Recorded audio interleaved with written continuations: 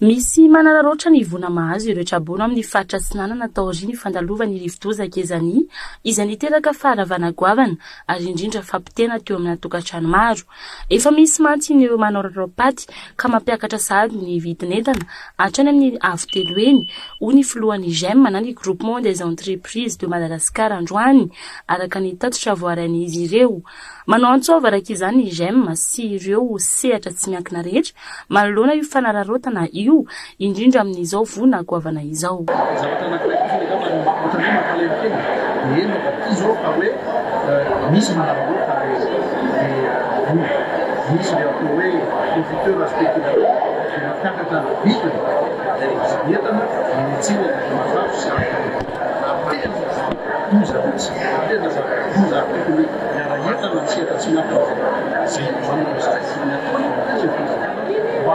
Sisi anzany fanararaotana tena dia manaropa atena marina izany zany tsy tokony misy zany ka dia manao atsoava sehatra tsy miankina zany fa tsy misy zany fanararaotana amin'izao zavatra midina amin'ny firenena izao zavatra mazina amin'ny firenena izay amintsika sy namantsika ampanafara sy manana sy voakare fanararaotana voakare misy fiarahetana miaraka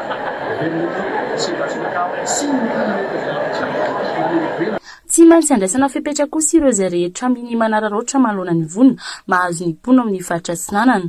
Apetraka ny rafitra mpanaramaso manoloana izany ka tsy tokony hisy ny fanaovana tsindro ifalavo fa ny fifanomezan-tanana no tokony atao entina narenana ny faharavana hoy ny praiminisitra lehibe ny governemanta Andriamatoa Ertsalama Razonarivelo. Interview.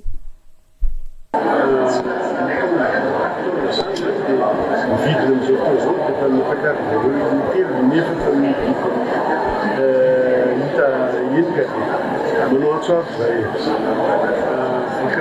atratra izy tia vonjainy izy tia taveriko teny moka tsy aty tsy mety zany satria tsy fanaraka ny fanaraka ny fiavana tsy manaraka ny fifampitsimbilana ary olona efa lavo tsika tsy manao tsimbilana manome tanana ka horaisana ny fepetra talifa ary alefa ireo mpadinika na dia ny mamaky ara dia mamonjoka dia tonga mamaky mijery an'ireo mpanararaotra satria efa izay no nolazaina fa mpanararaotra sy tsy maty manota ao an-tsainy dia tsy tokony anatoerana foana atao zao fanavaozana. Mesdames et messieurs, bonjour. Donc je suis le député de Tamatave. Ça fait 30 ans que j'étais souvent élu député et maire. Je n'ai jamais vu un tel cyclone dévastateur comme celui-là. Donc on a enregistré 34 morts. Nous avons plus de 300 000 sinistrés. Nous avons plus de 450 salles de classe qui ont été décoiffées. Donc les élèves ne peuvent plus retourner à l'école. Il y a 30 000 élèves qui ne peuvent pas accéder à l'éducation nationale. Nous avons plus de 80% de l'hôpital qui a été touché et des centres de santé de base. Et nous avons également 90% des infrastructures de courant, d'électricité qui sont complètement dévastées, détruites. Donc tout ce qu'on peut dire, c'est que je remercie déjà tous ceux qui nous accompagnent actuellement, mais je demande toujours de l'aide pour nous, pour la ville de Tamatave, pour la population de Tamatave. On demande votre solidarité, votre compréhension, de quelque manière que ce soit. Mais franchement, c'est vraiment triste. Actuellement, il y a encore beaucoup de monde qui dorment sans toiture, mais ils dorment en ayant le ciel comme toit. C'est triste et on peut remédier à ça très vite et on doit d'ailleurs réhabiliter tout ça dans les plus brefs délais. Donc je remercie tous ceux qui aident déjà aujourd'hui, mais ça reste encore insuffisant. Donc on appelle encore nos frères et sœurs des autres îles ou nos frères et sœurs en métropole ou dans d'autres pays pour nous aider. Merci beaucoup. Manoloana ny fandalova ny rivo-dozan-kezany teto Madagasikara izay tena nahavoamafy ny fahatratsinanana dia nandray andraikitra tanteraka ny eo anivo ny tafika malagasy amin'ny fanampiana ireo mpiray tandrazana ny arambony.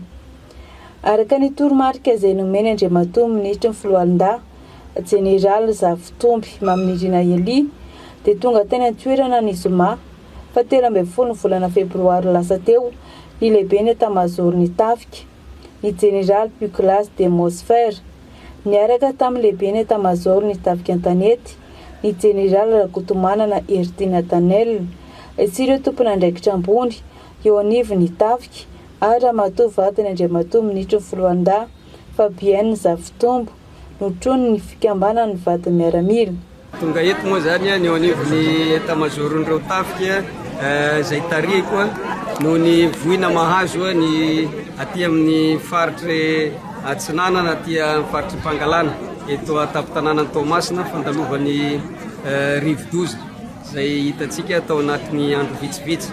Nisy ireo tompon'andraikitra ambony izay tarihany Andriamatoa filohan'ny fanavaozana ny Repoblika Madagasikara izay nanatrika tanteraka an'izany rivo-doza zany teto an-toerana. Ary ankehitriny indray dia tonga ny eo anivon'ny tafika malagasy araka ny fandaminana sy baiko izay nomeny Andriamatoa Ministry ny Filohalondaha dia tonga eto an-toerana zay hijery akaiky ary handrindra handamina miaraka amin'ny eo anivon'ny BNGRC sy ny atao anivon'ny tompon'andraikitra rehetrarehetra atao anivon'ny faritry Pangalana. Zany no atao mba ahafahana mijery amin'ny fomba faran'izay ainga ny azo andamina ny zavatra rehetra ary indrindrandrindra koa mba ho fanampiana samihafa amin'izay zavatra atao ato amin'ity faritry Pangalana ity.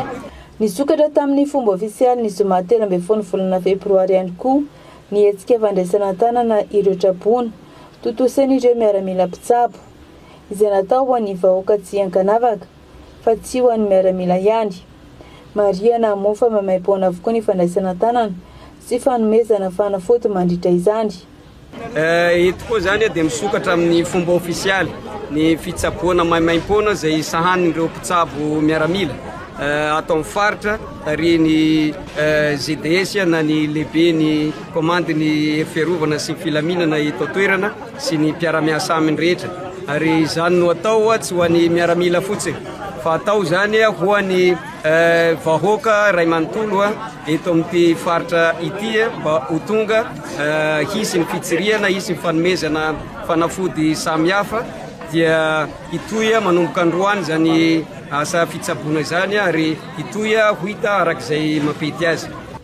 Mitarika izany hetsika izany komande ny hery fiarovana sy filaminana Pangalana ny Jeneraly Kotpol koa ny fampandriana fahalemana iarana amin'ny eo anivon'ny zandarmarim-pirenena sy ny polisy-pirenena ho fiarovana ny vahoaka sy ny fananany. Izany moa dia tafiditra nateraka ao anatin'ny Filohalondaha manakaiky ny vahoaka.